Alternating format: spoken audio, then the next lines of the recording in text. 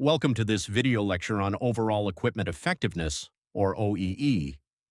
In this lesson, you will learn what OEE is, how it can be calculated, and how it can be used in practice.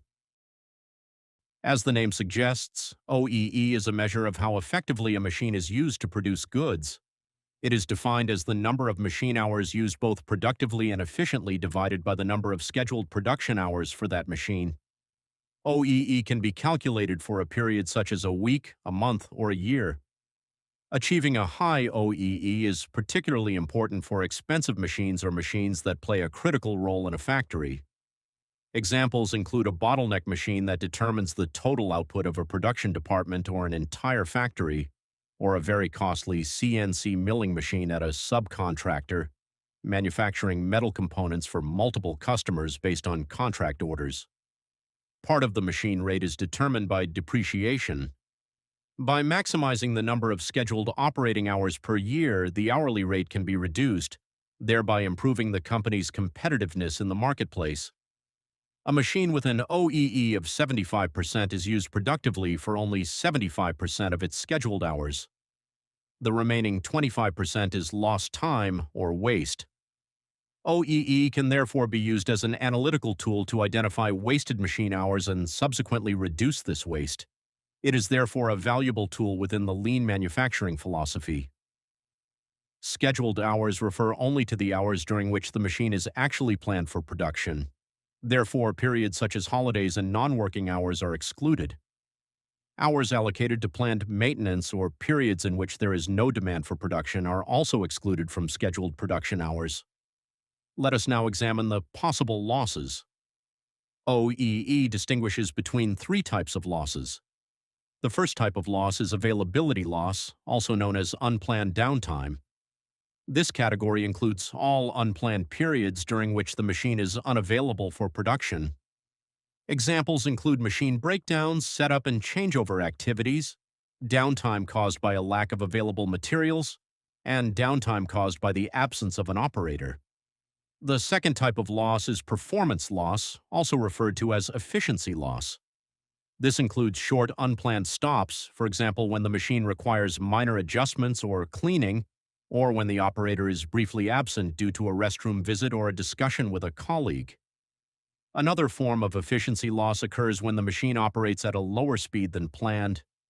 For example, many CNC milling machines are equipped with an override control that allows the operator to reduce the spindle speed. As a result, producing a part takes longer than originally estimated. The final type of loss is quality loss, which occurs when defective products are produced or when products require rework. Typical quality problems during normal production can result from worn cutting tools, rising machine temperatures, and similar issues. Defective products may also be generated immediately after machine setup or changeovers. Consider for E-Campbell injection molding machines used to produce plastic parts. At the start of a production run, the molds have not yet reached the required operating temperature, which may cause the first 20 or so parts to fall outside specification and be rejected as scrap. The following model can be used to calculate the OEE of a machine. The calculation starts with the scheduled production hours. These are obtained by subtracting all planned production stops from the total available hours. Next, all unplanned stops, referred to as availability losses, are subtracted. Dividing the resulting actual production hours by the scheduled production hours yields the availability. The next step is to determine, based on the actual production hours available and the standard planned production rate, how many products could theoretically have been produced. Performance inefficiencies caused by short stops and/or slower production speeds will lead to less actual products be produced. The actual output is divided by the theoretical output. The resulting value is known as the performance or efficiency. Finally, the number of rejected products is deducted. The number of accepted products divided by the total number of products produced gives the quality. The OEE can now be calculated by multiplying the three factors. OEE is availability times performance times quality. How can OEE be determined in a real-life situation? Several methods are available.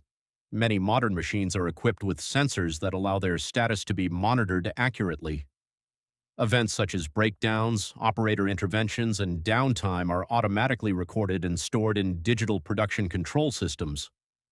A more detailed method of identifying losses involves the use of registration forms completed by the operator.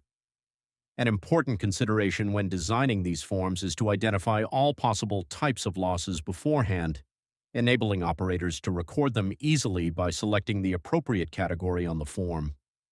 To avoid overburdening operators with administrative work, multi-moment measuring can also be used. In this approach, the machine is observed at random intervals, and it is recorded whether the machine is operating or which type of downtime is present. To obtain accurate and statistically reliable data, it is important to perform a sufficient number of observations. This concludes the lesson. You have now learned what is OEE, how to calculate it, and how to use it in a practical situation to reduce loss of valuable machine time. Thank you for your attention.